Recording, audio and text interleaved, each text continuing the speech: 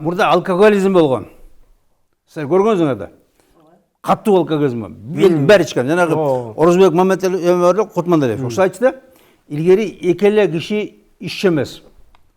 Азыр экеле киши ичпейт дечи. Ошо 90-жылдар биздин офиске келчү.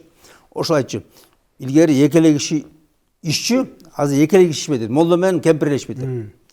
Бирок көрдүңөрбү, тыйылды.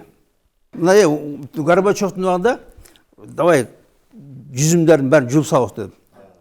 Анан кийин баарын жабабыз деди, анан кийин андропокула баарын камайм деди. Бирок алкоголизм, самогон баарын бир нерсе болуп ушунда да токтото албай койду. Бирок алхамдулилла анан кийин мусулмандар чыгып арам экен, тиги бул деп ушунда отуруп тыйыла баштады. Анан мына мисалы силер эгерде ишенбесеңер, мына өлүктү 3 күнгө кармап отурган болчу. 3 күн арак иччү.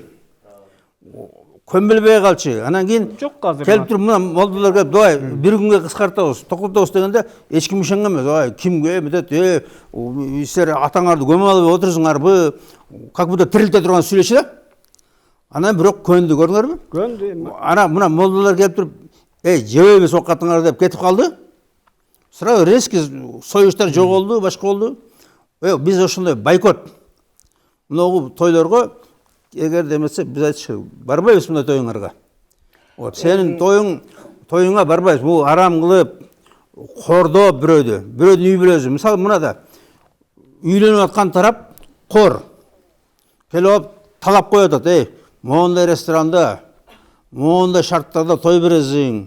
Мунча эме, мунча ысырап." Анан мен көтөрө албайм да. Анан кийин бойкот кылыш керек. Всё, андай болсо керегиң жок. Ошо биз ошону катуу распространять этиш керек. Мындай баарыбыз айтыш керек, түшүндүрүш керек. Биз элбиз да, туурабы? Айтыш керек, мындай болсо бойкот, андай кыздарды албагыла эч кимге. Келелектеле уже бүттү, сенин чөнтөгүңө колун салып атат. Сенин мүлкүңө.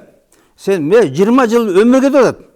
Мен урматтуу кондар, мындай да, илгери арабтар менен сүйлөшкөндө айтчу да, биз 20 жыл үйлөнүш үчүн 20 жыл чет өлкөгө иштеп келебиз деп. Анан мен мынтип ойлошум, ушу эл эмне деген эл, тем более динди билген эл, кантип ушуга барды? Ушуну кантип тие албайт деп ойлошум да. Анан мына бизге келип калды. 2 миллион сомго той өткөрүш үчүн, мына 25 миң доллар да, 30 миң доллар. Бул 20 жыл иштеш керек. Батыштын таасиринде. Өлүп калып атат балдарыбыз. Ошол жерден балдарыбыз өлүп калып атат. Мына 200, груз 200 күн жыл сайын 300 киши келип атат Москвадан, башка жерден. Так өлүп атат. Бул деген ошо эмнеге өлүп атат? Ал келип той берем деп атат. Элдей кылып той берем. Биз келип ошону байкот жүрүш керек. Мындай тоюңар токоткула. Мындай тоюңарга барбайбыз. Барбаш керек. Мынагу пайгамбарыбыздын бир эме бар да, хадиси. Силерден мурда коомдордо жанагы эмелери, улуулар келип туруп, кой демишетип, анан өздөрү ошо отуруп алчу эди дасторконго. Улуулары келип туруп кой дейт да. Туура сүйлөйт. Анан бирок отуруп атат. Анткени 5 бармак жегизип атат да.